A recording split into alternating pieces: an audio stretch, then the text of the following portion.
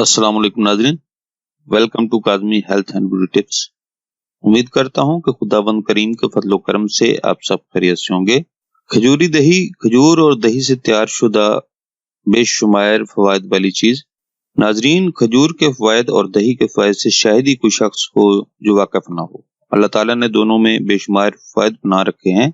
हमारे नबी करीम सल्लल्लाहु अलैहि वसल्लम ने भी खजूर के बेशुमार फवायद के बारे में हमें बताया। इसी तरह दही भी बेशुमार फायद की हामिल है। इन दोनों के मिलाप से जो फायद हासिल होते हैं वो बाद में बताऊंगा। पहले बनाने का तरीका, तरकीब तैयारी नोट फरमा लें। नाज़रीन, 120 ग्राम खजूरें ले लें।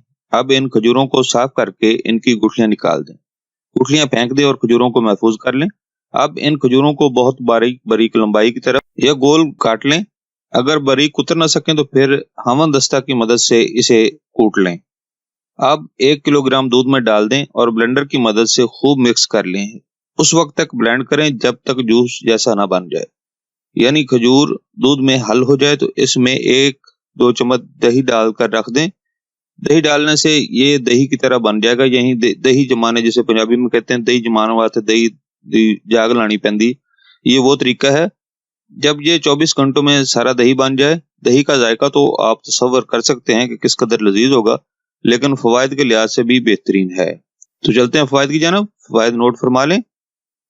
बेहतरीन एंटीऑक्सीडेंट यानी माने तकसीद है, जो बुढ़ापा जल्दी आने को रोकता है। खून की कमी के मरीजों के लिए मुफीद है। असाबी कमजोरियों का बेहतरीन हल है।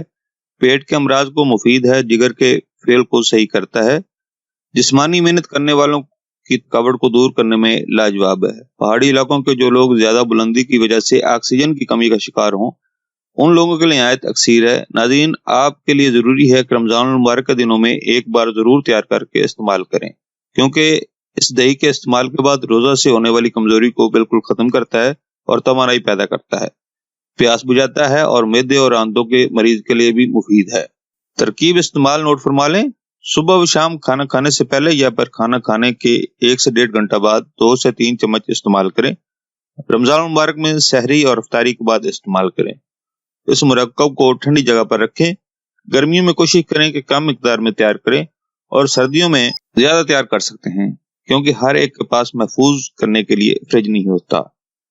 नाजरीन, ये था हमारा आज का नुस्खा। अगर आपको हमारी काविशें, हमारे नुस्खा अच्छे लग रहे हैं तो हमारी वीडियोस को ज्यादा शेयर करें और हमारे चैनल को सब्सक्राइब करें और बेल आइकॉन पर क्लिक करें। अगले नुस्खे तक इजाजत दें। अल्लाह हम सब की जायज आयतें पूरी करे और अल्लाह हमको हर गम, दुख, तकलीफ और बीमारी से महफूज रखे। आमीन सुम्मा आमीन।